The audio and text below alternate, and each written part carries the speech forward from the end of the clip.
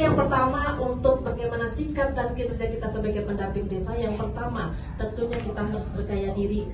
Dalam percaya diri ini bisa diawali dari penampilan kita. Oke, jadi pendamping desa itu jangan embros-embros. Wow, Embros-embros itu artinya dalam penampilan kita memang harus benar-benar rapi. Jilbaban, bajuan ini harus matching gitu. Ya. Itu percaya diri itu dari penampilan. Selain itu kita juga harus diimbangkan dengan pengetahuan atau ilmu tentang pendampingan. Itu tentunya ini kita peroleh dari belajar-belajar seperti ini. Ini yang pertama. Yang kedua, paham aturan dan regulasi yang berlaku. Jadi menjadi pendamping desa, apa yang kita sampaikan itu tidak asal cemplang-cemplong saja. Tapi memang apa semuanya kita regulasi kita dapatkan gitu. Terus yang ketiga, memahami tugas pokok dan fungsi pendamping desa. Jadi tugas PLD itu apa, tugas PD itu apa, harus paham tupoksinya. Jangan tukeran.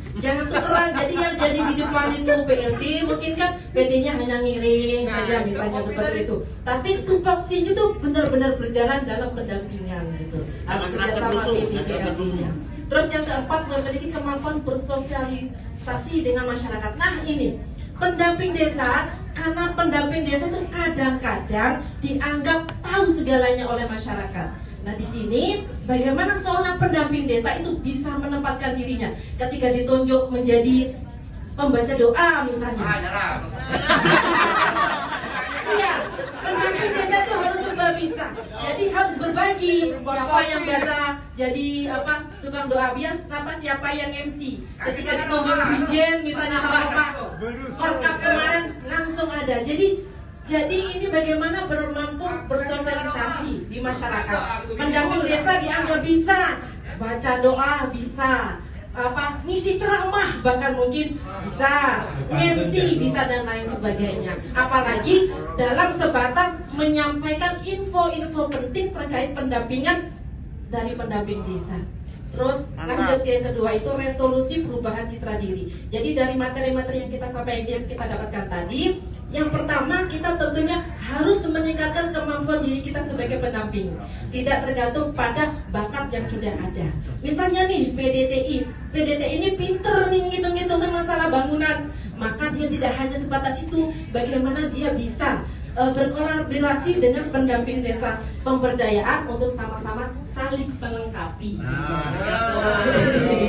Ya, yang kedua, menjadi pribadi yang lebih berfungsi sepenuhnya.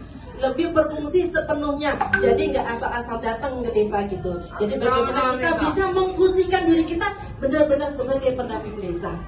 Terus yang ketiga, berintegritas. Bagaimana apa yang kita ucapkan, sikap kita, pikiran kita itu selaras sesuai dengan tata tertib atau peraturan pendampingan.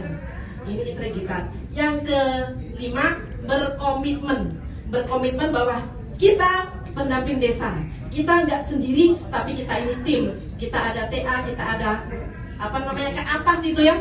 Itu kita harus saling bersatu untuk mewujudkan cita-cita pendampingan yang sukses. Itu saja dari kelompok 2. Terima kasih. Oke, terus